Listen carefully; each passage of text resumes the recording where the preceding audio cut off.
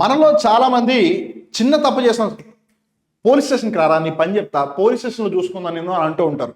సరే, మనం చిన్న తప్పు చేసాము, దగ్గరలో ఉన్నది పోలీస్ స్టేషన్ కాబట్టి అక్కడ తీసుకెళ్తారు.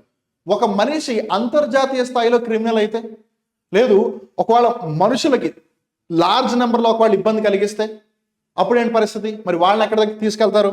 అక్కడే వస్తుంది international criminal court, ICC. Well, ఈ ప్రశ్నకు సంబంధించిన ఆన్సర్ మీకు తెలిస్తే కనుక కామెంట్ బాక్స్లో కామెంట్ చేసి చెప్పండి. ఇందుకే క్వశ్చన్ ఏంటి?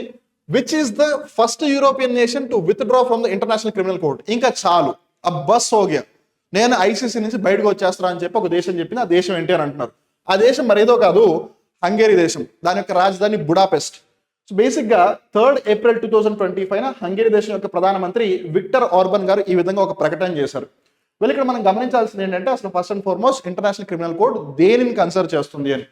It prosecutes individuals responsible for global crimes. అంటే ఒక లార్జర్ స్కేల్లో వివిధ దేశాలకి సంబంధించి ఒకవేళ భారీ స్థాయిలో క్రైమ్స్ ఏదైనా చేస్తే ఆ ఇండివిజువల్స్ చూసుకుంటూ ఉంటుంది.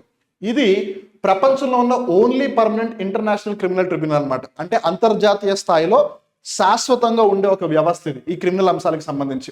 దీని యొక్క అడాప్షన్ కానీ ఎస్టాబ్లిష్మెంట్ కానీ రోమ్ స్టాట్యూట్ పరంగా జరిగింది. దీని యొక్క అడాప్షన్ ఏమో 17 జూలై 1998 సంవత్సరం జరిగితే, దీని యొక్క ఏర్పాటు లేదు అమలు ఎప్పటిలోకి వచ్చిందంటే 1 జూలై 2002. సో ఏదేమైనా ఇంజన్లో ఎప్పుడు ఎనాక్ట్మెంట్ ప్రకారమే అది ఎస్టాబ్లిష్ అయింది, కన్సిడర్ చేస్తారు కాబట్టి సో 2002నే మీరు గుర్తుపెట్టుకోండి. సో ఈ విధంగా ఒక European nation, that first nation అవ్వడం వల్ల ఖచ్చితంగా దీన్ని మనం గుర్తుపెట్టుకొని తీరాలి. సో ఏదైనా ప్రశ్న పరంగా option 3 is the right answer. So వాళ్ళు ఎందుకు బయటకు వచ్చి ఉంటారని మీరు అనుకుంటున్నారు. అలానే ఐసీసీ అనేది నిజంగా ఉండడం మనకి హెల్ప్ అవుతుందా? అంతర్జాతీయ స్థాయిలో ఈ క్రైమ్స్ అరికట్టడానికి ఇది మనకి హెల్ప్ అవుతుందా? వెల్, మీరే అనుకుంటే మీరు హ్యాపీగా చెప్పచ్చు. సో ఆన్ దట్ నోట్, ఇలాంటి ఇంట్రెస్టింగ్ అంశాలు మీరు మరిన్ని తెలుసుకోవాలనుకుంటే వెంటనే కాంపిట్ మైండ్స్ యూట్యూబ్ ఛానల్ని మర్చిపోకుండా సబ్స్క్రైబ్ చేసి పక్కన ఉన్న బెల్ బటన్ నొక్కేసేయండి.